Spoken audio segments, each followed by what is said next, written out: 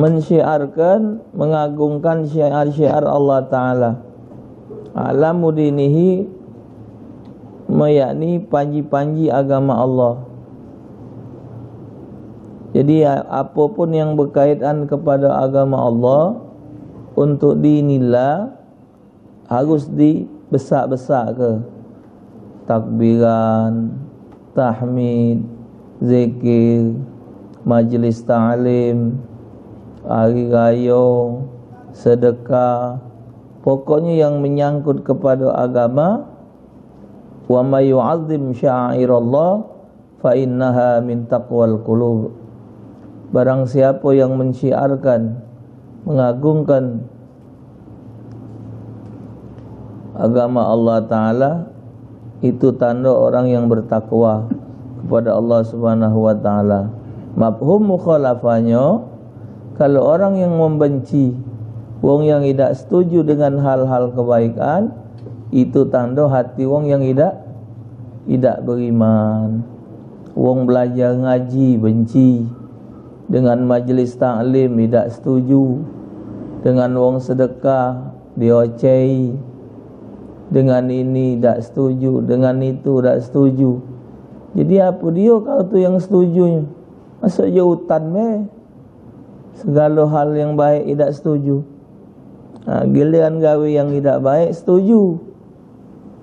Organ tunggal setuju, wong main catur setuju, wong main biliar setuju.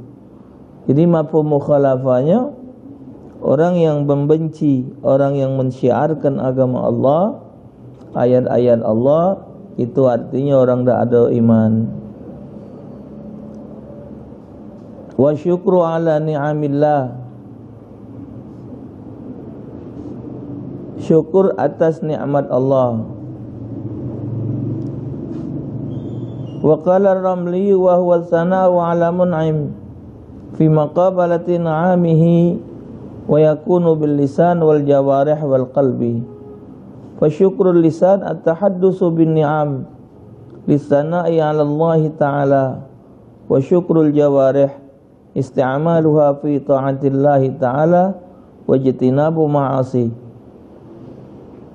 Kata Imam Ramli, syukur adalah pujian kepada pemberian nikmat sebagai perimbangan pemberian nikmat itu.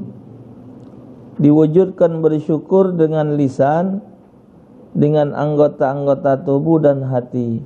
Wa yakunu bil lisani wal jawarihi wal qalbi.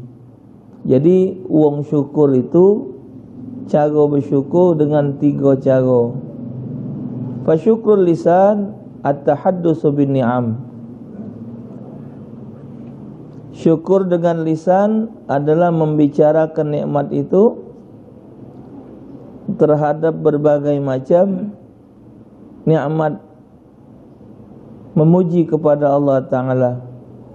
Wa syukrul jawarih isti'maluha fi ta'atillah Ta'ala.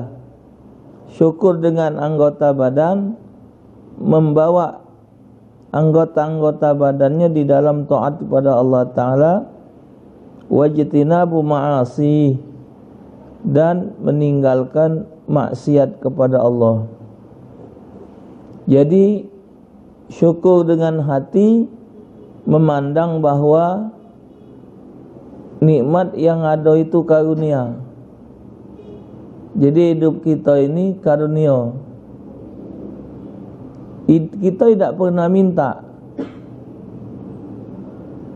Kaya tidak pernah minta. Ada minta juga kaya masih miskin.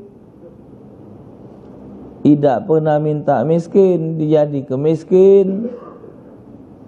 Nah, jadi apa yang terjadi pada diri kita ni, ini adalah karunia. Jadi kalau dia karunia, tergantung dengan yang mengkaruniai. Sama dengan kita nak ngenjuk wong, banyak kawan kita, tapi hati kita ni tertanjak nak ngenjuk si fulan. Allah Ta'ala banyak menjadikan hambanya. Allah Ta'ala nak mengkarunia ke nikmatnya kepada si fulan.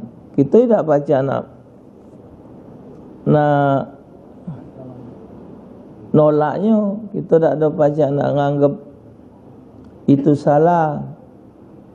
Pandang dengan mata hati kita.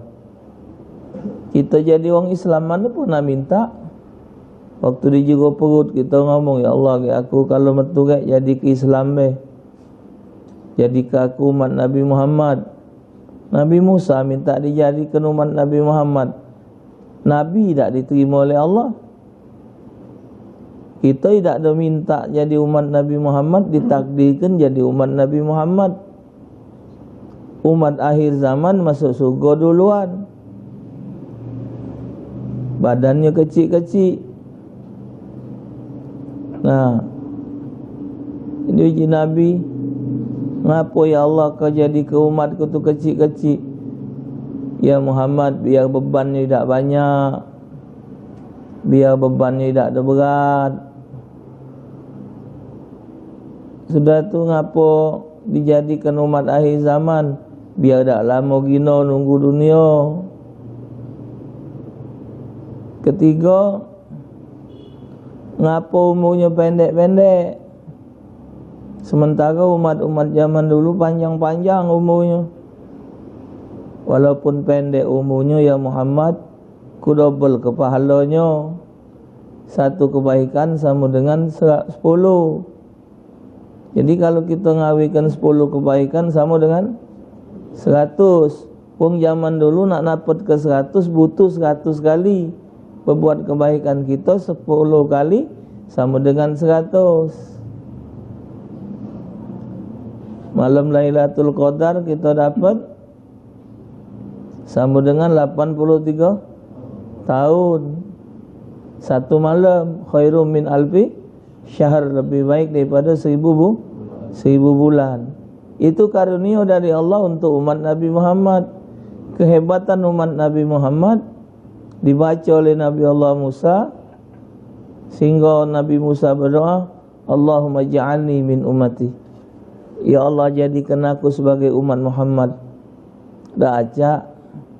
Jibril lagi pernah minta jadi umat Nabi Muhammad. Karena ngapa? Karena kehebatan solat. Jibril mengetahui kehebatan nilai solat, sehingga Jibril minta jadikan umat Nabi Muhammad. Tidak juga kabul. Malaikat mana ada solat? Saking hebatnya. Itu pun karunia.